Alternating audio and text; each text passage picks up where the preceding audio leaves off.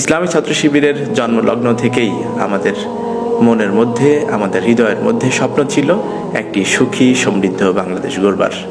আমরা এমন একটি সমাজের স্বপ্ন দেখেছি যেই সমাজের মধ্যে থাকবে না কোনো অশান্তি, যেই সমাজের মধ্যে থাকবে না কোনো দুঃখ দুর্দশা, যেই সমাজের মধ্যে থাকবে না কোনো বৈষম্য, যেই সমাজের মধ্যে থাকবে না কোনো অনিরাপত্তা, অন্যায়, অবিচার, যেই সমাজের মধ্যে মানুষের চাপিয়ে দেওয়া বিধান দিয়ে মানুষকে নিষ্পেষণ করা হবে না, যেই সমাজের মধ্যে বরং থাকবে শান্তি, সুখ, সমৃদ্ধি, যেই সমাজের মধ্যে থাকবে সাম্য, যেই সমাজের মধ্যে থাকবে পারস্পরিক শ্রদ্ধাবোধ, সৌহার্দ্য, যেই সমাজের মধ্যে থাকবে নিরাপত্তা, যেই সমাজের মধ্যে ইসলাম অনুসারে পরিচালনা ব্যবস্থা থাকবে, যেই সমাজের মধ্যে মহান আল্লাহর সার্বভৌমত্ব কায়েম থাকবে, যেই সমাজের ব্যাপারে রাসূল আকরাম সাল্লাল্লাহু আলাইহি ওয়াসাল্লাম ভবিষ্যৎবাণী করেছিলেন যে এমন একটি সময় আসবে যে সময়ে মানুষেরা সানা থেকে হাদরামাউত পর্যন্ত হেঁটে যাবে, কিন্তু তাদের মনের মধ্যে আল্লাহর ভয় ছাড়া আর কোনো ভয়ই থাকবে না।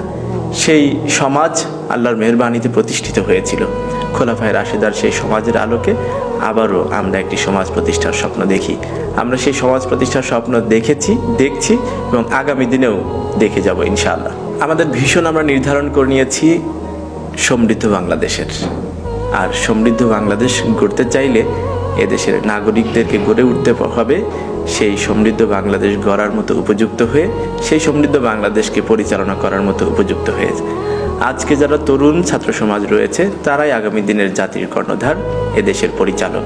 সেজন্য আমরা তরুণ ছাত্র সমাজকে আগামী দিনে সমৃদ্ধ বাংলাদেশ গড়বার জন্য উপযুক্ত করে গড়ে তোলার লক্ষ্যে সততা, দেশপ্রেম এবং দক্ষতার সমন্বয় গড়ে তোলার জন্য অব্যাহত প্রচেষ্টা চালিয়েছি, চালিয়ে যাচ্ছি, আগামী দিনেও চালিয়ে যাব ইনশাআল্লাহ।